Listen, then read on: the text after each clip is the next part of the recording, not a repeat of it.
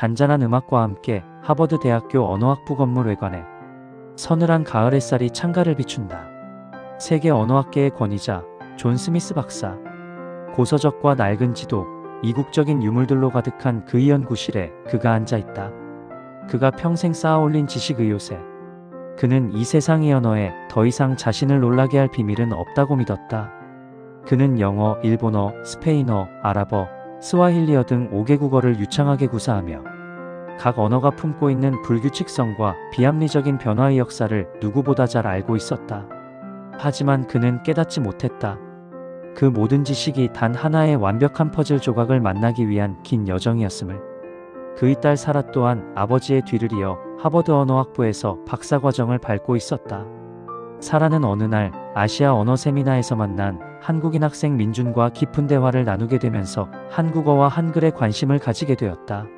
스미스 박사는 딸이 언어학을 공부하는 것은 기뻤지만 굳이 작은 나라의 글자까지 파고드는 것에 대해선 내심 시큰둥했다. 어느 날 스미스 박사가 연구실에서 논문을 읽고 있는데 창밖으로는 사라와 민준의 대화 소리가 들려오고 있었다. 기억이란 니은이 정말 혀 모양에서 왔다고? 응. 그리고 아와 어는 사람을 기준으로 하늘과 땅을 표현한 거야. 정말 과학적이지 않아? 맙소사. 마치 설계도를 보는 것 같아. 우리가 여태껏 배운 모든 언어와는 완전히 달라. 스미스 박사는 굳이 그들의 대화에 끼어들지 않았다. 흥미로운 접근이긴 하지만 그 작은 동양의 글자가 과연 얼마나 깊이가 있겠나 하고 생각했다. 며칠 후 스미스 박사는 민준을 초청했고 즐거운 식사를 마치고 딸 사라와 함께 거실에서 커피를 마셨다. 스미스 박사는 문득 한글에 대해 궁금증이 생겨 민준에게 질문을 했다. 민준군, 나는 한국 의문자가 매우 정교하다는 것을 인정하네. 하지만 당신들의 역사와 철학은 이미 중국 문화에 깊은 영향을 받았을 텐데 과연 그 독창성이라는 것이 존재할 수 있겠나?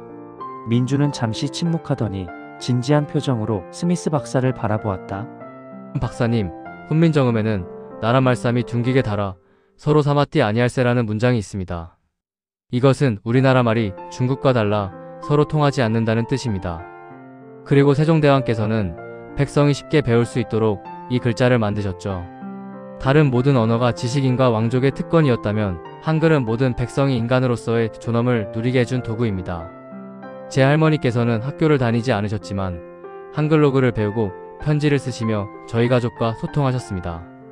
한글은 단순한 문자가 아니라 제 할머니의 역사이고 모든 한국인의 삶 그 자체입니다. 순간 스미스 박사의 머릿속에 띵 소리가 울리는 듯했다. 그는 자신이 그토록 폄하했던 단순함이 사실은 인류 역사상 가장 위대한 사랑과 배려의 결정체라는 것을 깨달았다.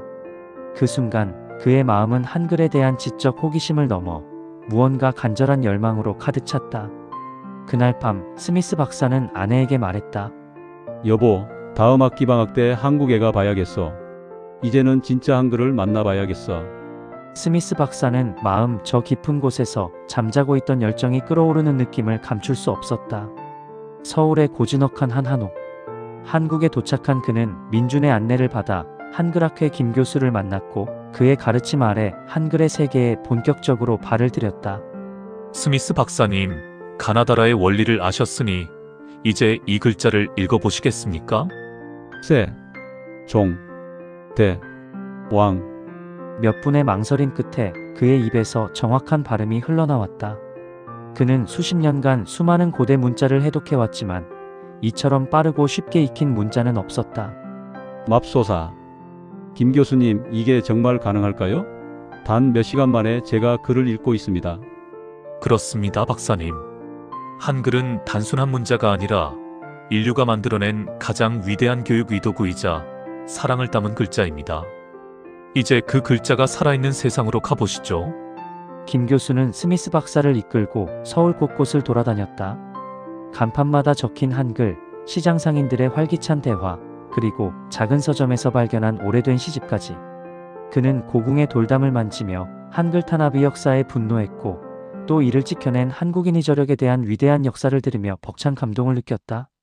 한국에서의 경험은 스미스 박사를 완전히 바꿔놓았다. 그는 한국어 능력 시험인 토픽에 읽기와 쓰기 부문 에응시하여 최상위 등급을 획득했다. 그 이후 그는 밤낮으로 연구에 몰두하며 논문을 작성했다. 영어, 일본어, 아랍어 등 5개 국어의 의문체계와 한글을 과학적으로 비교하며 한글이 인류 언어사에서 어떤 위치를 차지하는지 증명하려 했다.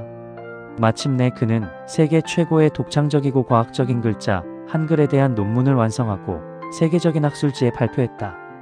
이 논문은 언어학계에 거대한 파장을 일으켰고 그는 곧 국제학회에 초청되어 논문을 발표하게 되었다. 국제학회장. 그는 과학적 사실에 근거한 한글과 세종대왕의 위대함에 열정적이면서도 차분하게 논문을 발표했다. 스미스 박사의 발표가 끝나자 장내에는 잠시 침묵이 흘렀다. 그 순간 그 침묵을 깬 것은 한 중국인 학자였다. 그의 이름은 리 교수로 중국 고대 문자의 정통한 학자다. 스미스 박사님의 발표는 매우 흥미롭지만 한 가지 간과하신 부분이 있습니다. 교수님은 한글의 창제 원리가 동양의 철학, 즉 하늘과 땅, 그리고 사람의 원리에 기반하고 있다고 하셨죠. 그것은 이미 수천 년 전부터 우리 중국에 존재했던 우주론적 사상입니다. 그렇다면 한글이라고 하는 글자는 한국의 독창적인 발명이 아니라 보편적인 동양 사상을 차용한 결과물에 불과하지 않습니까? 장내가 술렁이기 시작했다. 그러나 스미스 박사는 미소를 잃지 않았다. 리 교수님, 훌륭한 지적입니다. 동양의 보편적 사상이 한글 창제에 영향을 준 것은 사실입니다. 그러나 제 논문의 핵심은 철학이 아니라 과학에 있습니다. 교수님께서 말씀하신 원리는 추상적인 개념이지만 한글의 원리는 물리적 현실을 담고 있습니다. 예를 들어보겠습니다. 혀뿌리가 목구멍을 막는 소리를 어떻게 한 글자로 표현하십니까? 입술이 다물어지는 소리는요? 한글은 이 모든 것을 단 하나의 기호로, 그것도 발음기관의 모양을 본떠서 시각화했습니다. 한글은 추상적인 철학을 음성학이라는 구체적인 과학으로 구현한 인류 언어사에서 전례를 찾기 힘든 문자입니다. 이것이야말로 한글의 독창성입니다. 리 교수는 잠시 주춤했지만 곧 다른 논리로 반박했다. 문자에는 그 민족의 역사와 문화가 담겨야 합니다. 한자는 오랜 세월에 걸쳐 수많은 의미와 역사를 담고 있습니다. 이에 비해 한글은 너무 단순하여 깊이 있는 사상이나 철학을 표현하기에는 부족하다고 생각합니다. 문자로서의 깊이가 얕다는 것이죠. 이번 질문은 단순한 학문적 논쟁을 넘어 한글의 가치를 깎아내리는 듯한 도발이었다. 스미스 박사는 차분히 그의 눈을 바라보며 말했다. 교수님, 저는 5개 국어를 유창하게 구사합니다. 일본어의 가나, 스와힐리어의 스와힐리어 알파벳, 모두 훌륭한 문자입니다. 하지만 저는 이 모든 언어의 문자를 익히는데 수년이 걸렸습니다. 그런데 한국에서 저는 단 72시간 만에 글을 읽게 되었습니다. 한글이 단순함은 부족함이 아닙니다. 그것은 위대한 지혜와 사랑의 증거입니다. 한자는 오랜 역사와 깊이를 담고 있지만 그 복잡성 때문에 수많은 백성들이 배움의 기회를 빼앗겼습니다. 지식은 소수의 특권이었고 문자는 계급을 나누는 벽이었습니다. 그러나 한글은 그 벽을 허물었습니다. 한글의 체계성과 경제성은 정보화 시대에 가장 효율적인 문자가 되었습니다. 그래서 저는 리 교수님이 말에 동의할 수 없습니다. 왜냐하면 한글은 지식이 아니라 사람을 위한 문자이기 때문입니다. 리 교수는 더 이상 아무 말도 하지 못했다. 그의 얼굴에는 당황스러움과 함께 깊은 깨달음의 그림자가 스쳐 지나갔다. 스미스 박사와 리 교수의 논쟁이 끝난 후 장내는 뜨거운 박수 소리로 가득했다. 그 박수가 잦아들자 한쪽 구석에 앉아있던 한 일본인 학자가 천천히 단상으로 걸어왔다. 그의 이름은 야마모토 교수로 일본 고대문자 연구의 권위자다. 스미스 박사님, 당신의 논리는 탁월합니다. 하지만 한글의 독창성에 대해 다시 한번 생각해 보시길 바랍니다. 교수님이 주장하시는 한글이 단순하고 과학적일지는 몰라도 이미 일본에는 훨씬 오래된 선대 문자가 존재했습니다.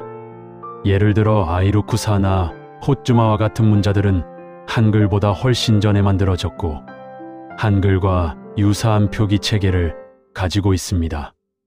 그렇다면 한글은 한국의 독창적인 발명이 아니라 이미 존재했던 동양 문자의 영향을 받은 후발주자에 불과하지 않습니까? 장내는 다시 술렁이기 시작했다. 스미스 박사는 야마모토 교수의 질문을 기다렸다는 듯 미소를 지었다. 야마모토 교수님, 선대문자는 학술적으로 그 존재 자체가 증명되지 않은 이른바 의사문자입니다. 창제자와 창제원리, 그리고 그 목적이 명확히 기록된 훈민정음과는 근본적으로 다릅니다. 이는 마치 전설 속 이용과 실제 존재하는 생명체를 비교하는 것과 같습니다. 스미스 박사의 단호한 반박에 야마모토 교수의 미간이 살짝 찌푸려졌다. 비록 그 존재가 명확히 증명되지 않았더라도 형태적으로 한글과 유사하다는 점은 부인할 수 없을 겁니다. 야마모토 교수는 한글의 형태적 유사성을 통해 한글 의독창성을 깎아내리려 했다. 교수님, 문자학에서 유사성은 단순한 우연일 수 있습니다.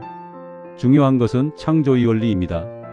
교수님께서 말씀하신 아이루쿠사나 호츠 마문자는 그 창제 원리가 밝혀져 있지 않습니다. 그러나 한글은 다릅니다. 한글의 모음은 천지인의 원리를, 자음은 발음기관의 모양을 본떠 만들어졌습니다. 한글은 추상적인 철학과 구체적인 과학이 완벽하게 결합된 인류 역사 상유일무이한 설명서가 있는 문자입니다. 한글은 모방된 문자가 아닙니다. 한글은 모든 언어의 종착역입니다. 스미스 박사의 발표가 끝나자 야마모토 교수는 더 이상 반박하지 못했다. 오히려 그의 얼굴에는 감탄과 함께 깊은 깨달음의 그림자가 스쳐 지나갔다. 장내의 모든 학자들은 일제히 기립하여 스미스 박사에게 뜨거운 박수를 보냈다. 그 박수 소리는 단순한 학술적 승리를 넘어 한글이 가진 인류애와 위대함에 대한 깊은 존경의 표현이었다. 몇 달 후 스미스 박사는 하버드에서의 성공적인 학회 발표를 마치고 한국을 다시 찾았다.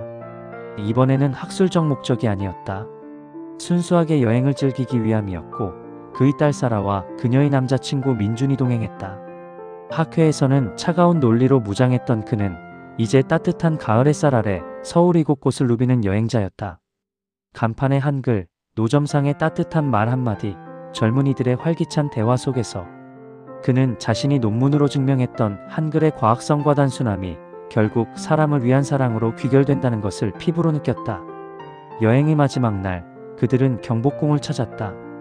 화려하면서도 고즈넉한 궁궐의 아름다움에 매료된 스미스 박사는 딸과 함께 한복을 곱게 차려입었다.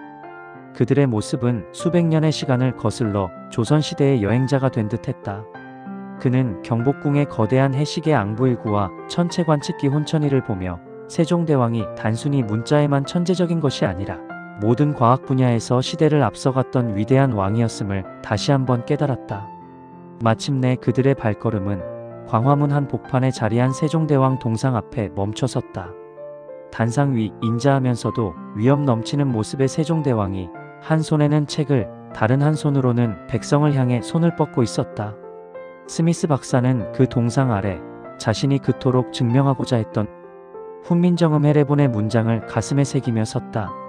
나란 말씀이 둥귀게 달아 어린 백성이 이루고자 할 배 있어도 수백 년 전 자신의 백성이 글자를 몰라 겪는 고통을 안타까워하며 모든 사람이 쉽게 배우고 쓸 수 있는 문자를 창제하고자 했던 한 왕의 깊은 마음.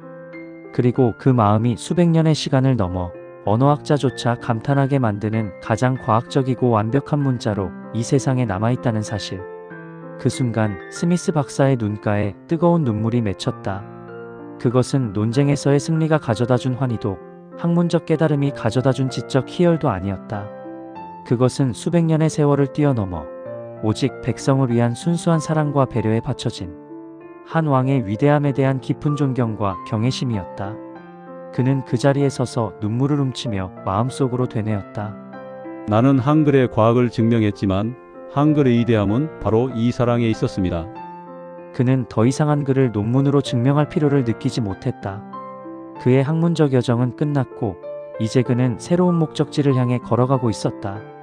한글을 세상에 전하는 것은 이제 그에게 단순한 학술적 과업이 아닌 인류의 위대한 사랑 이야기를 전하는 사명이 되었다. 그는 언젠가 그가 쓴 책의 마지막 장에 이렇게 쓸 것이다. 한글은 인류가 발명한 가장 완벽한 문자이며 동시에 가장 위대한 사랑의 선물이다. 한글의 위대함을 느끼고 전파해준 스미스 박사님께 감사함을 전하며 지금까지 보신 영상이 좋으셨다면 좋아요와 구독을 보내주세요. 클릭 한 번에 힘을 얻는 저희는 더 정성스럽고 감동적인 글로 여러분께 다가가겠습니다. 항상 행복한 날 되시기를 바랍니다. 감사합니다.